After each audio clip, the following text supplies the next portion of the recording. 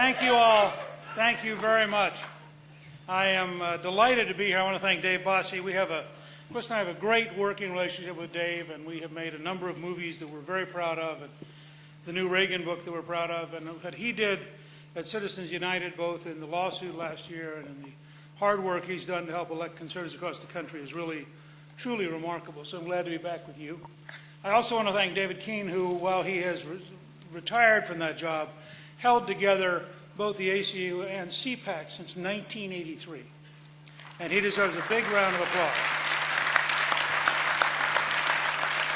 Now, as all of you know who've been here when I've been at CPAC over the years, I almost always start by going back to the very second CPAC, 1975, at a time when the Republican and conservative prospects seemed at their very bottom, when the country seemed to have lost its way, and when Governor Ronald Reagan, recently out of office, came here and said that we have to have bold colors, not pale pastels. And he laid out a policy which in a very short time defeated the Soviet Empire, relaunched the American economy, and rebuilt American civic pride and American exceptionalism. 20 years after that, I came to CPAC as the first Republican speaker in 40 years, and I outlined a series of very bold ideas. Welfare reform, so people would go to work and school instead of be dependent on the government. A balanced budget. Tax cuts for the first time in 16 years to stimulate economic growth. Strengthening our intelligence capacity against terrorism. Now I'm back. Here we are 16 years later, and what's happened? Well, just two stories from yesterday. The Germans are buying the New York Stock Exchange. And in fact, the German exchange is bigger than the New York Stock Exchange, so they will have 60% control of the exchange. Marks a major decline of New York as a center of world finance. It is a fundamental blow to our capacity to lead the world and to create jobs. And in fact, what's truly astonishing is that the German government, that Germany as a country, pays 50% more for manufacturing than we do. You earn more money in Germany, and they have the lowest unemployment rate since 1992. So it's not always cheap labor. Sometimes it's just terribly bad government. Let's look at the case. The German government is pro-jobs. The German government is pro-manufacturing. The German government is pro-worker training. The German government is pro-exports. And now let's look at the Obama government. Why are we falling behind? Why is the New York Stock Exchange taken over by Frankfurt? Why are we in a mess? Why do we have over 9% unemployment? Well, the Obama administration is anti-jobs, anti-small business, anti-manufacturing, pro-trial lawyer, pro-bureaucrat, pro-deficit spending, and pro-high taxes. What do you think is going to happen?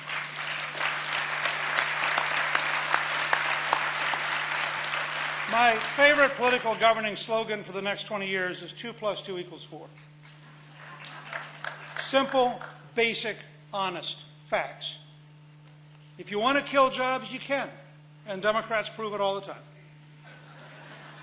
Now let's look at the second big story from yesterday. Yesterday, Homeland Security Secretary Napolitano said, we have the most heightened threat since 9/11, that after 10 years there are more terrorists in the United States who are indigenous terrorists recruited through the internet than at any time in the last decade. And yet this is an administration, we did a movie, Cliff and I did with David, called America at Risk, the War with No Name. This is an administration which doesn't even have the courage to tell us the truth about who wants to kill us. Now I know I would get attacked for telling the truth. So when somebody whose nickname is Jihad Jane confesses in court to being a terrorist, it would be inappropriate to suggest to you what patterns might have led her to that. When you have a Nigerian who trains in Yemen who arrives over Detroit on a Christmas day seeking to blow up an airplane over the neighborhood to get collateral damage. When you have a Pakistani who lied, who says to the judge, when the judge says, how could you have sworn an oath to the U.S.? He said, you are my enemies. I lied. The judge was suitably shocked. When you have a man jump up at Fort Hood with a card in his wallet that says Warrior of Allah, yells Allahu Akbar, kills 13 Americans and wounds 33, and the President of the United States and the Chief of Staff of the Army urge people not to jump to conclusions. Do not generalize. When you have Mayor Bloomberg, after they pick up a car bomb from the Pakistani in Times Square, whose first comment on television was, let's not rush to judgment. It could have been someone who's opposed to Obamacare. Now, do you know how willfully, deliberately you have to hide from reality to assume that after thousands of radical Islamist, terrorist, suicide bombers, that your first thought is that somebody's opposed to health care? I mean, this would be a psychological problem if we were not a public official.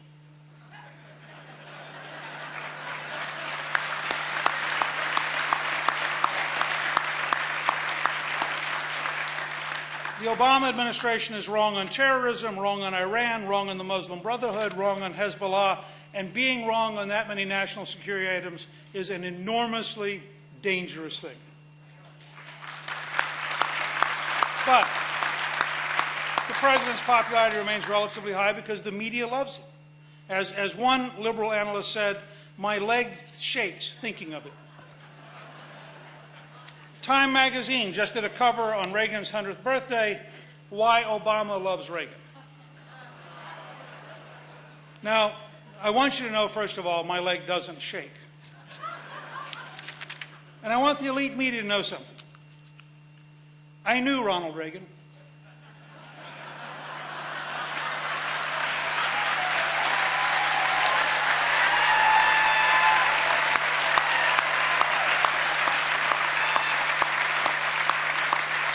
I began working with Ronald Reagan in 1974 when I first ran for Congress. And I hate to tell this to our friends at MSNBC and elsewhere. Barack Obama is no Ronald Reagan.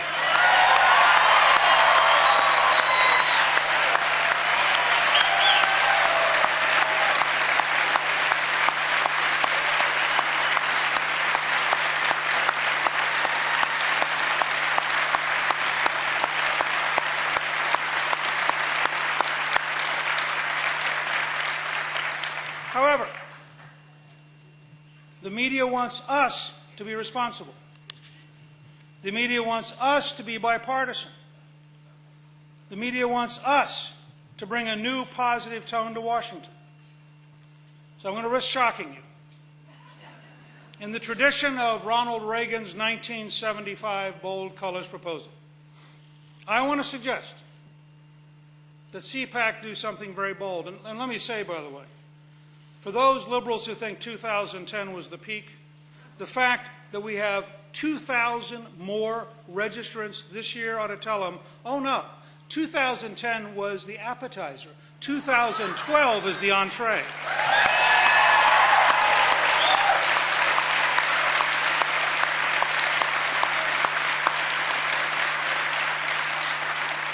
So what I'm going to say is so bold, I just want to ask you to hear me out before you react. I want us to offer President Obama the opportunity to be the keynote speaker at CPAC in 2012 if he earns it. Now let me explain. Many people write about moving to the center. Many people cite Bill Clinton as moving to the center. Just as with Reagan, I was actually there. Clinton signed welfare reform, and 2 out of 3 people either went to work or went to school. Clinton signed the first tax cut in 16 years, and as Art Laffer pointed out in the Wall Street Journal this morning, it included the largest capital gains tax cut in history designed to create jobs, and unemployment went down from 5.4 to 4.0%, and that was the largest single step towards a balanced budget. We kept spending down to 2.9% a year for 4 years, the smallest increase since Calvin Coolidge in the 1920s. Bob Livingston, as Chairman of Appropriations, had a huge spending cut bill, the first since 1981. John Kasich, as Chairman of the Budget, authored a series of changes leading the first 4 balanced budgets in a row in 2 generations. The House GOP moved fast. In fiscal 1995, the Democrats' deficit was $164 billion. We brought it down a little bit the first year, but the second year we had it down to $22 billion from 164. The following year we had a $69 billion surplus in our third budget that we were in charge of. Over a 4-year period, we paid off $559 billion in federal debt by controlling spending, cutting taxes, and increasing economic growth.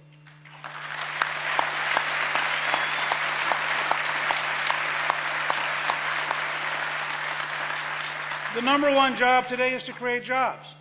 America only works when Americans are working, and nothing would do more to balance the budget than to go from 9.2% back down to 4% unemployment, taking 5% of the American people off of unemployment, off of food stamps, off of Medicaid, putting them back with a job, paying taxes, giving their family a future.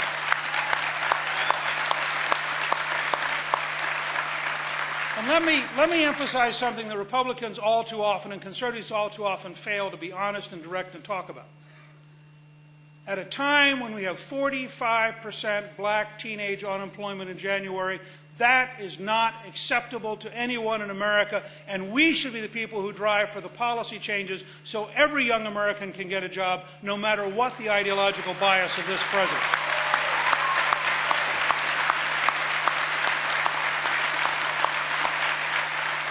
And I'll be candid, we did not need a deficit commission.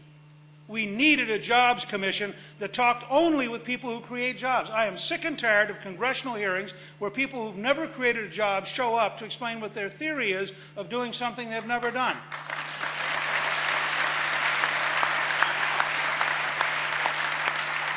I'm going to outline two large strategies that will move us towards job creation: an American energy plan and an environmental solutions agency to replace the Environmental Protection Agency.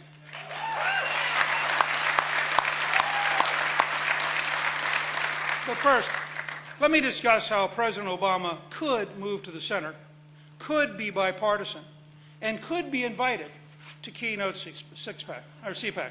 There are 7 steps. There are 7 steps. We just convinced every liberal of what they've always feared.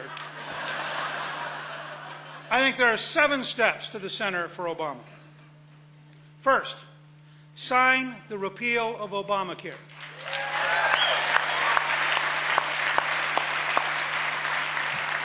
Let me make a point to my news media friends. 58% of the American people in the most recent poll favor repeal of Obamacare. Now, 58% ought to be the center. I mean, where's the center if it's not a majority of the Americans? I know for some people the center is the faculty club at Harvard or it's the New York Times editorial board, but that's just not factually correct. So if the president would like to truly be part of the American middle, sign the repeal. 2, sign tort reform for doctors. He said the other night he'd like to do it. Let's let him do it. The Congress should pass him, based on Texas and other reforms, the strongest possible tort reform bill, and let him become president no by explaining he didn't actually mean what he said, because if he'd said what he said, he wouldn't have actually meant it, because he couldn't actually mean it, because after all, he needs the trial lawyers. So we should have understood that he actually meant something else he forgot to say, because the teleprompter wasn't working at that moment, and it's not his fault.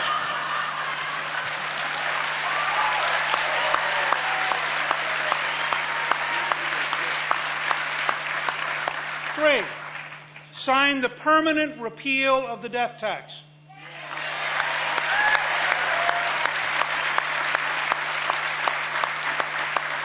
%78% of the American people favor repeal of the death tax. That has been consistently a large majority for the last 30 years.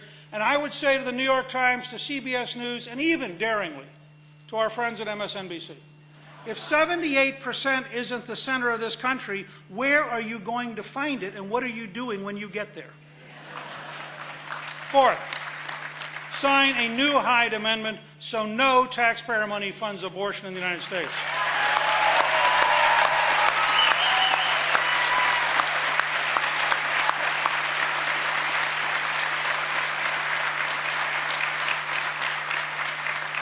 Fifth, sign a new Paul Ryan-drafted conservative budget act to control spending and move to a balanced budget.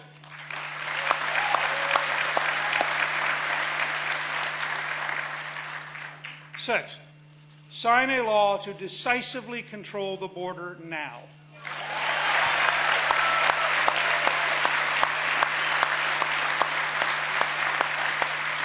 Seventh, sign a 10th Amendment Implementation Act returning power from Washington to the states and to the people thereof. This is not about shipping it from Washington to Atlanta or Washington to Sacramento. Remember, the amendment actually says, and the people thereof. So the power ought to go back to local people, local communities, and then they can decide what they want to give to state government. And that act should include, to prove how real it is, that act should include block granting Medicaid so the states can control the cost and improve the quality without interference from Washington bureaucrats. Now, I hope you'd agree with me that a President Obama who did those 7 things would have come to the center and would deserve the invitation to be the keynote speaker next year.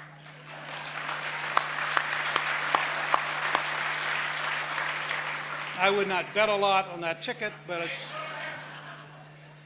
Well, but now think about my 2 major policy proposals in the context of that centrist program. First, we need an American energy policy. At American Solutions, we discovered over the last few years, 79% of the American people believe we need an American energy policy to create jobs in the United States. 79% of the American people believe we need an American energy policy to keep the money here rather than in China. 79% of the American people believe we need an American energy policy for national security reasons. No matter how you ask the question, it consistently comes out better than 4-1. So wouldn't the center of American politics, the base of bipartisanship, be doing what the American people actually want and having an American energy policy? Now, by contrast, what you have from the Obama administration is a war against American energy. They just can't help themselves. Even in the State of the Union, at a time when we're facing rising oil prices, what does the president want to do? He wants to raise taxes on oil and gas. In America, not in Saudi Arabia, not in Iran, not in Venezuela. So, Cliff and I were at the Reagan 100th anniversary, which is a wonderful event at the Reagan Library, which is, by the way, just had a brand new wing open that is marvelous. If you get a chance to visit Simi Valley, it's remarkable. We had lunch with Secretary of State George Shultz, and I was asking him about what's happening in Egypt and how does he think Reagan would approach it. He finally said to me, he said, you know, if you go all the way back to 1973 and the very first oil shock, done deliberately by the Arab countries, and you look at Ronald Reagan's State of the State address in 1974, where he called for an American energy policy. And Schultz looked at us and he said, it makes you wonder how many times we have to be hit over the head with a 2x4 to figure out this is serious.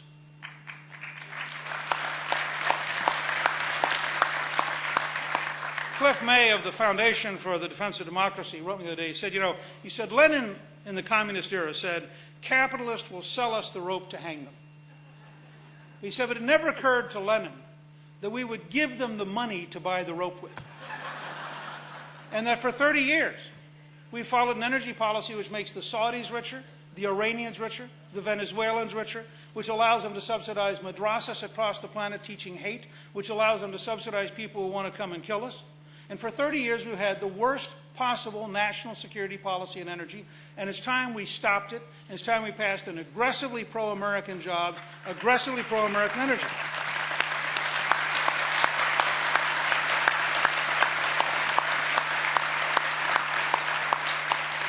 In 2008, when gasoline was at $4 a gallon, American Solutions launched a petition drive, Drill Here, Drill Now, Pay Less, which frankly, up to the collapse of Wall Street, was actually working. And the week before Wall Street collapsed, John McCain was ahead by 3 points and the Republicans were ahead by 5 in the generic ballot, because the left couldn't survive in a world where we had the courage to say, why don't we find American oil and why don't we find American gas and why don't we have the next building boom in the United States, not in Dubai, and why don't we make sure that the terrorists run out of money?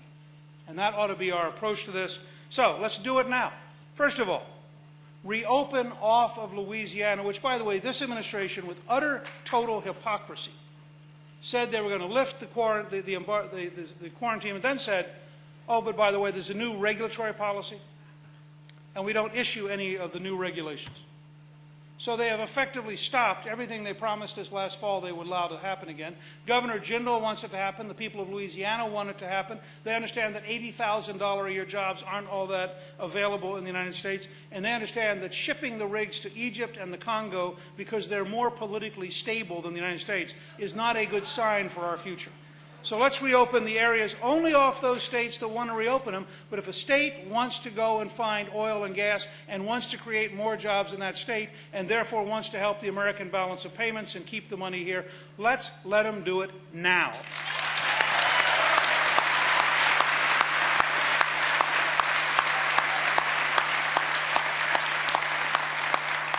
We should end the Environmental Protection Agency's war against American oil and gas.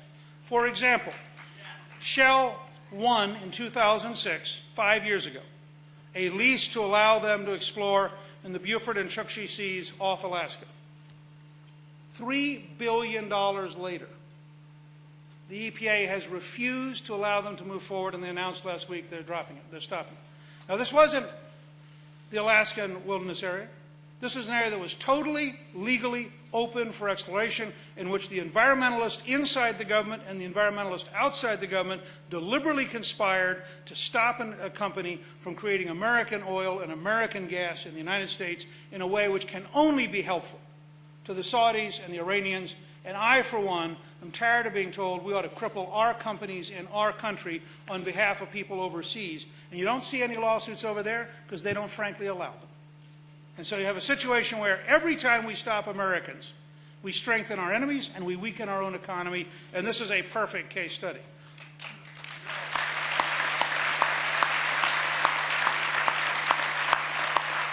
We should also stop the Environmental Protection Agency's efforts to cripple the development of gas found in shale. We now have technology which lets us go down 8,000 feet, reach out as much as 4 miles horizontally. We can now produce commercially available natural gas from shale. We have an 1,100-year supply. And the answer is, but you don't know what's happening 8,000 feet down. And therefore, your EPA is going to protect you from the possibility that 378 years from now, something bad might happen. Well, let me tell you, something bad's happening this morning with all the people who can't find a job because the U.S. government is killing their industry and keeping the cost of energy high.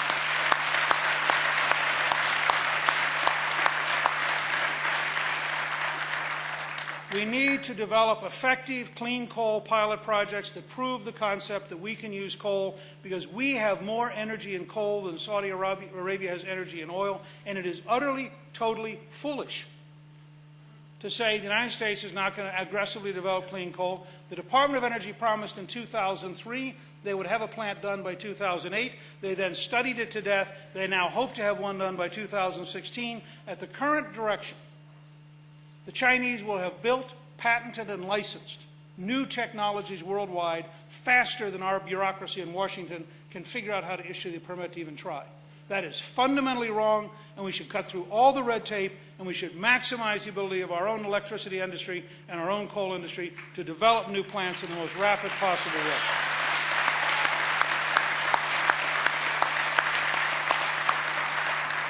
And for example, the Obama administration just a few weeks ago reversed a permit that had been given for a coal mine in West Virginia because the new EPA bureaucrats decided the old EPA bureaucrats were wrong.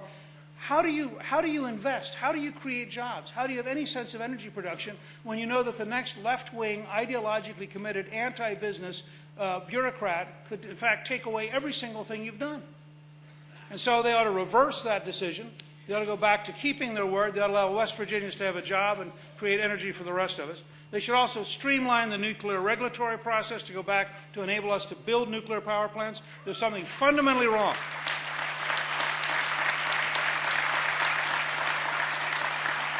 I always say to my environmental friends, if you really wanted to get carbon out of the atmosphere, if we produced as much electricity from nuclear power as France, you would take 2 billion tons of carbon dioxide a year out of the atmosphere. And they didn't say, well, but that's not the right solution.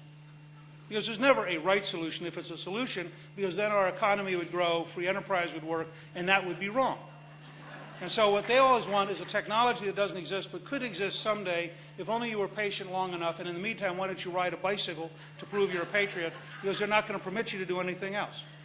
But there are two things about nuclear power. One, we should dramatically go through and streamline the regulatory process for the big plants. But two, there's a whole new generation of very small nuclear power plants that are very, very safe, that should not come under the kind of regulatory design for a huge, giant, multi-billion-dollar plant.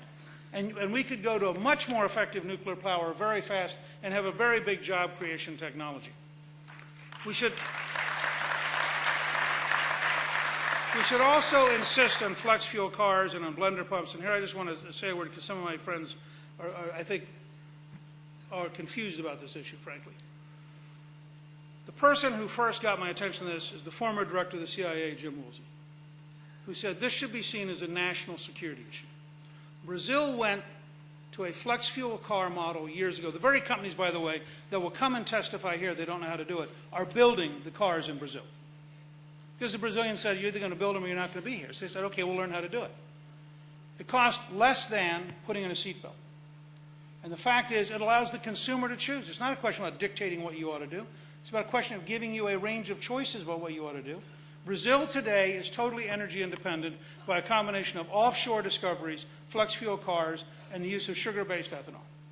And they don't pay a penny to Saudi Arabia. They don't pay a penny to Iran or Iraq or Venezuela. Now, I just think we ought to be clear about this. Let the consumers have the opportunity to choose what they want to do, and most of them are going to be economically rational, and it's a step towards us getting away from relying on foreign fuels. Finally, I do think, because I'm a futurist, I believe in the future like Ronald Reagan, I think you ain't seen nothing yet. I believe in investing in and developing new technologies if the investments are made largely by the private sector, without the government picking winners and losers. And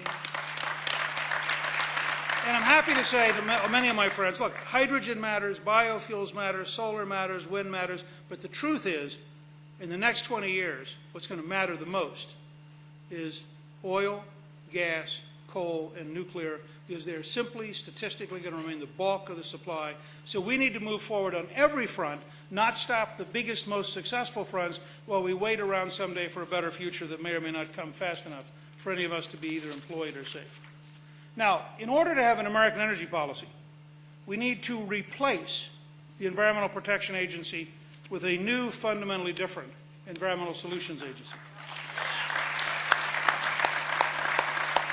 For my friends in the media, I want to emphasize replace. This is not about tear down, destroy, eliminate, walk away, let the environment be destroyed, sell out to corporate interests and all that baloney. This is a different question. And Terry Maple and I wrote a book called Contract with the Earth, outlining the model of a green conservatism. The question is, could you in fact develop a better solution than a Washington-based command and control, top-down, bureaucratic, regulatory litigation model? Now, I believe, and by the way, about 75% of the American people believe, that relying on science, technology, markets, and incentives is a better future with better solutions than relying on bureaucrats, trial lawyers, litigation, and regulation. There's a very fundamental question about, can we do it better? I want to replace, not reform EPA, because EPA is made up of self-selected bureaucrats who are anti-American jobs, anti-American business, anti-state government, anti-local control, and I don't think you can re-educate them. I think you should allow them to go home, get a college job, write their memoirs, what I did before the revolution, and just go on with what we're doing.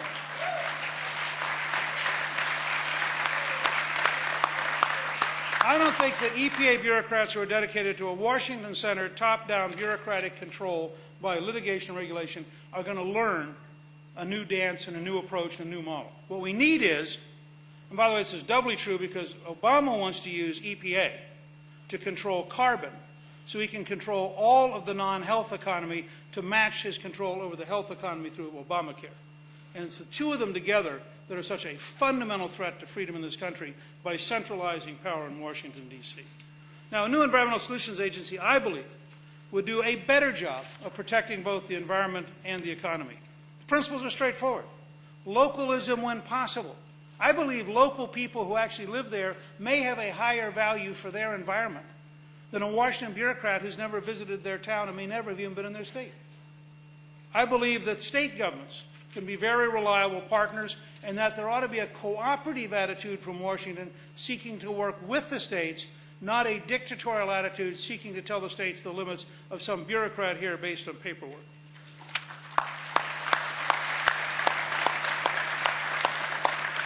I believe that incentives, innovators, and entrepreneurs can solve environmental problems and improve the environment better than bureaucrats, regulators, and litigators.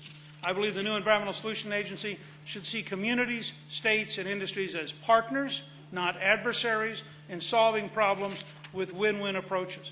The Environmental Solutions Agency should look for new science, new technologies, and new approaches to get more energy, more jobs, and a better environment simultaneously. As an American, I reject the idea that you have to choose one or the other. We have never done that in our history. We have always believed we can create a better future, and in my mind, a better future has a healthy environment and a healthy economy and healthy local control within a constitutional system of a limited federal government. And we Americans should be able to do that.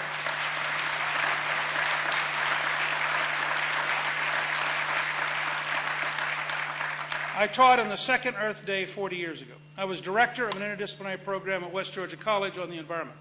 Terry Maple and I, as I said, wrote Contract with the Earth to outline a green conservatism. I believe you can love nature and be a conservative. You can love the environment and also want American energy and American jobs. So I want to close by asking you to do this. Call your congressmen and your senators. Ask them to introduce a genuine American energy plan to cut through all the red tape and all the litigation and get us to energy and jobs this year for American national security, for the American economy, and for a better future, and urge them to introduce and pass an an environmental solutions agency this year. And then let's give the president a choice. Does he really want to be president? No. Does he really want to veto every good idea that comes up from Capitol Hill? Or would he like to work with us in a cooperative, bipartisan, common sense, centrist majority, absolutely supported by the American people, doing the kind of conservative, sound things that the American people want, even if the Washington elites hate them? Let's let him choose. I don't actually personally believe he'll make it here next year, but still, it's a goal. We're all having a good time. Why shouldn't he get to come and have a good time, too? Thank you all very, very much.